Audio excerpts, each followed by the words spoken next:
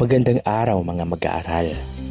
Ako si Ginoong Maestro Jonel D. Arzaga at kayo ay nakikinig sa Filipinos. Salitang may diwa, mensaheng may bisa. Ihanda ang inyong papel at ballpen. Sa araling ito, ang kasanayang pampagkatuto ay mahihinuha ang pangunahing mensahe, ipinahihiwatig na kahulugan at pagkiling o bias sa mga komunikasyong pampubliko, sibiko o kultural. Sa huli, inaasahang kayo ay matutukoy ang pangunahing mensahe, mahihinuha ang ipinapahiwatig na kahulugan at makikilala ang posibleng bias. Handa na ba kayo? Simulan na natin. Makinig sa pahayag. Ang Guling-Guling Festival ay isang makulay at masayang selebrasyon na dapat puntahan ng mga turista. Sagutin ang mga sumusunod. Ano ang malinaw na mensahe? Ano ang hindi tuwirang sinasabi? May kinikilingan ba ang pahayag?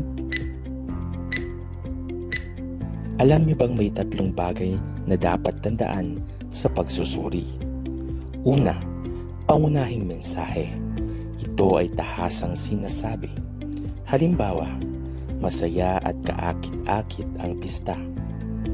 Pangalawa, ipinahihiwatig na kahulugan. Ito ang nakatagong mensahe. Halimbawa, ang krus na harina ay simbolo ng pagpapatawad at bagong simula. At pangatlo, pagkiling o bias. Ito ang pananaw na pumapabor o kumukontra. Halimbawa, kapag turismo ang binanggit, natatakpan ang relihiyosong kahalagahan. Kaya mahalagang maging mapanuri at kritikal na tagapakinig.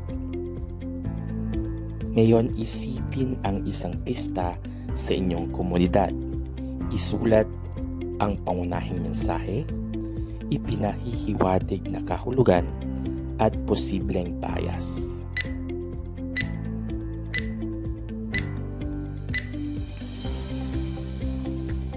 Pagkatapos, sumulat ng tatlong pangungusap na pagsusuri tungkol sa napili mong pista. Siguradihong may malinaw na mensahe, kahulugan at bias.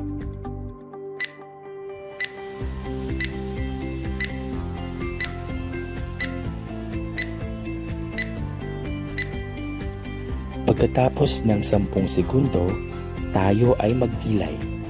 Bakit nga ba mahalaga ang pagiging mapanuri sa mga mensahe na ating naririnig at nakikita? Isulat ang inyong sagot sa isang malinis na papel.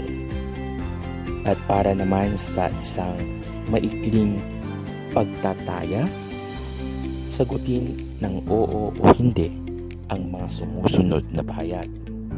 Una, natutukoy ko ang pangunahing mensahe. Pangalawa, nauunawaan ko ang ipinahihiwatig na kahulugan. At pangatlo, nakikilala ko ang posibleng bias. Kung tatlong oo ang inyong sagot, mahusay. Kung hindi, balikan lamang ang aralin. Tandaan, hindi lahat ng mensahe ay tahasang sinasabi. Kailangan itong unawain, suriin at pag-isipan. Maraming salamat sa pakikinig sa Filipinos. Salitang may diwa, mensaheng may bisa.